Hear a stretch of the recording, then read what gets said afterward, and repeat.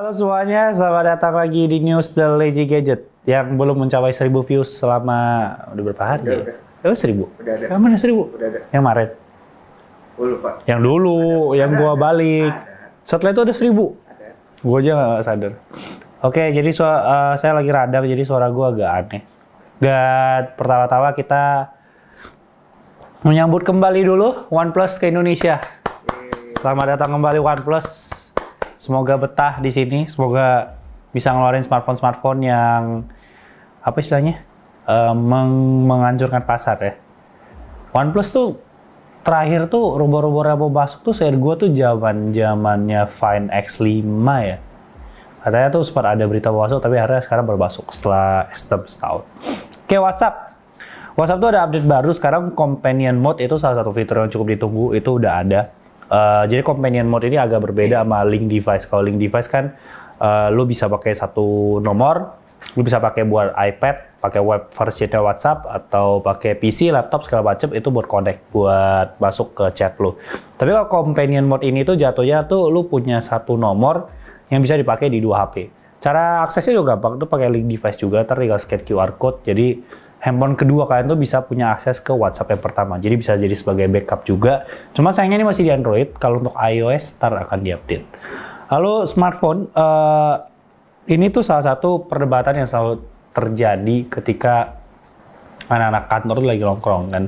Kita tuh kan suka nongkrong terus kayak ngobrolin kayak kita lagi mau beli, let's say, sound system baru gitu kan.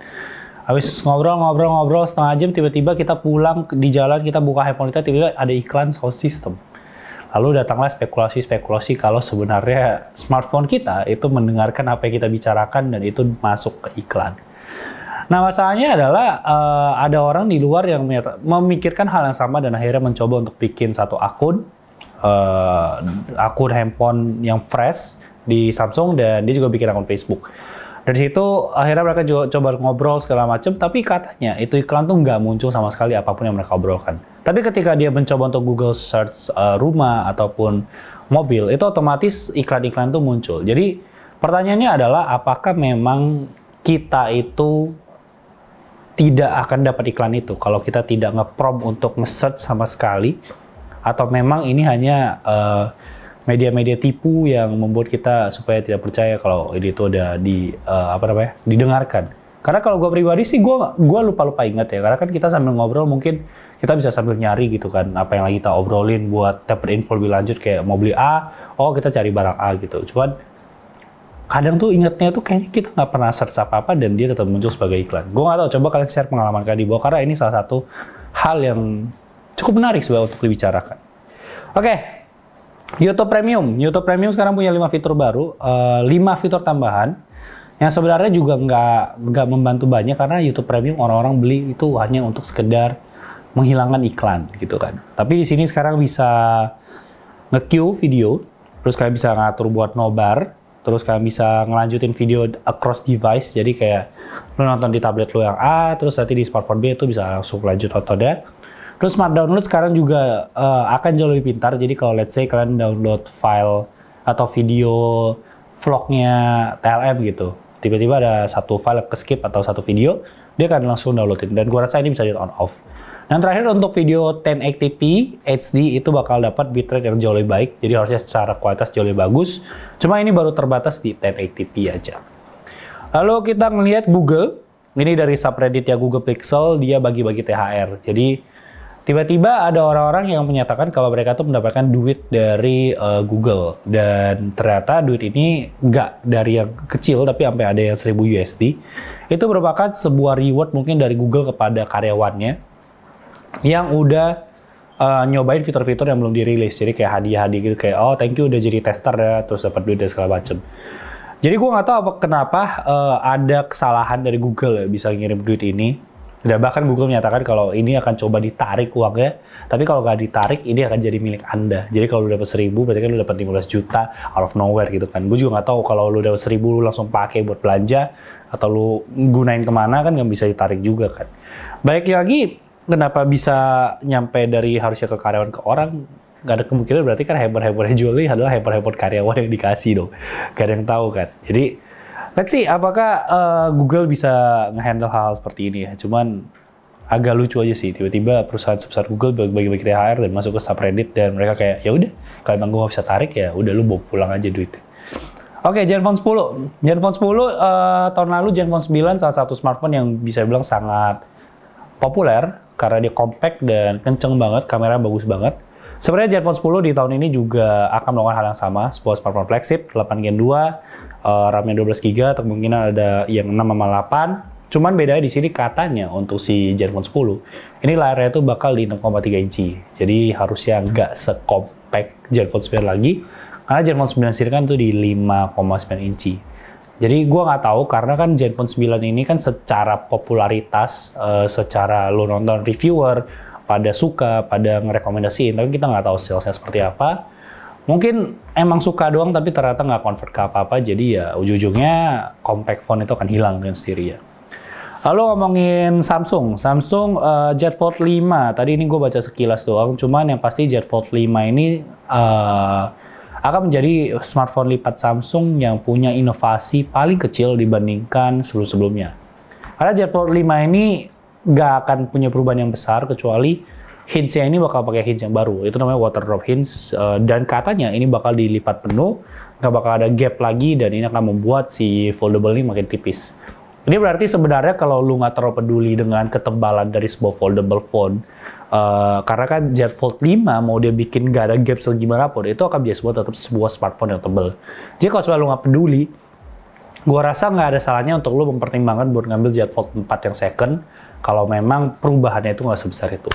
Di sisi lain, si Samsung juga katanya akan memberikan kejutan di Tab S9, di mana nanti perilisannya Samsung ini pengen bikin sebuah foldable tablet yang gue nggak tahu, mungkin secara fungsi, secara konsep ini menarik, cuman secara tablet kemungkinan besar orang tuh kan jauh lebih prefer ke iPad gitu ya. Tapi tablet ini dia itu bisa ngelipat ke depan dan ke belakang. Jadi gambarannya adalah sebuah tablet bisa lipatnya itu di kiri kanan, jadi tutup atau ke belakang.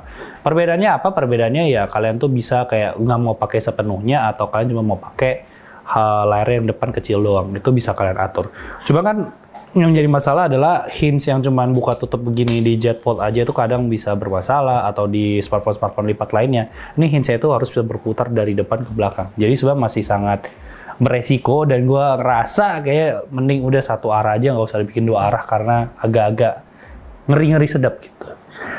Lalu untuk iPhone ini ada beberapa berita. Yang pertama kita mulai dari iPhone 15 Ultra. Gue sampai lupa saking 2 bulan yang gue nggak bikin news, gue lupa kalau iPhone 15 Ultra itu exist gitu. Dan iPhone 15 Ultra ini sebenarnya adalah nama lain dari iPhone 15 Pro Max. Jadi skena baru itu adalah iPhone 15, 15 Plus, 15 Pro, dan 15 Ultra. Dan ada leak dari website China yang menyatakan kalau harga untuk 15 Ultra ini itu akan di 42,8 juta rupiah. Ini adalah harga yang ditetapkan untuk 15 Ultra yang 1 terabyte. Ini tuh jauh banget, hampir 2 kali lipat dibandingkan si 14 Pro Max. Enggak, 1,5, 1,7. Dan gue rasa ini akan sangat aneh kalau kita keluar gitu 15 Ultra. Let's say kita nggak usah ngambil yang 1 tera, kita ngambil yang 128 gitu.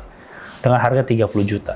Dan fiturnya sampai sekarang juga belum tahu apa. Kalau nggak ada inovasi baru, gue juga nggak tahu kenapa Apple bisa pede banget. Gue rasa ini leak yang sangat-sangat tidak bisa diterima ya kalau emang harganya segitu. Maksud gue lu starting phone 30 juta.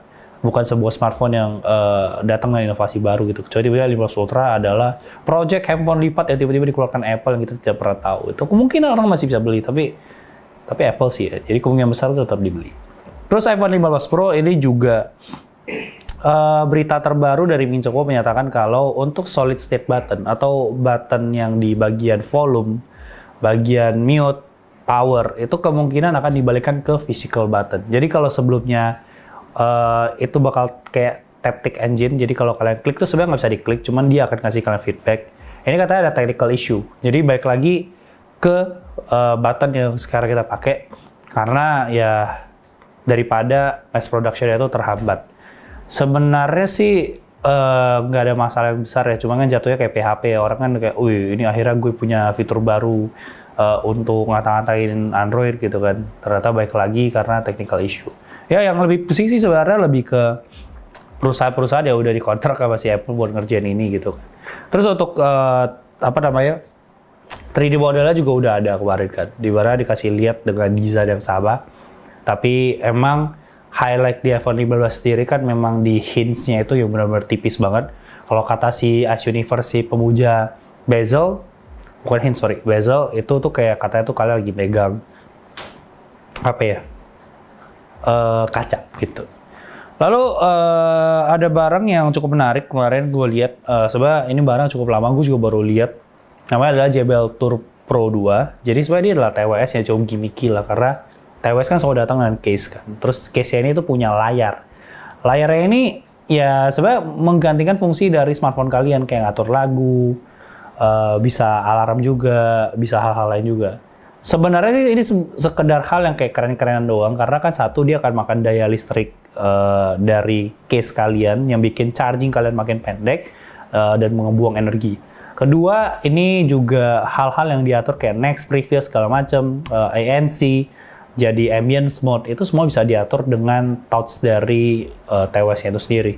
Ketiga, ini cuma nambah-nambah cost aja bikin TWS yang makin mahal. Kalau lihat dari salah satu reviewer pun dia ngasih tahu kalau kualitas dari TWS itu nggak terasa premium, tapi harga itu lumayan di sekitar 250. Nah, menariknya adalah Apple juga menyiapkan paten yang sama ya. Jadi untuk AirPods itu ada salah satu paten yang memperlihatkan hal yang sama, di mana di case-nya itu bakal ada layar.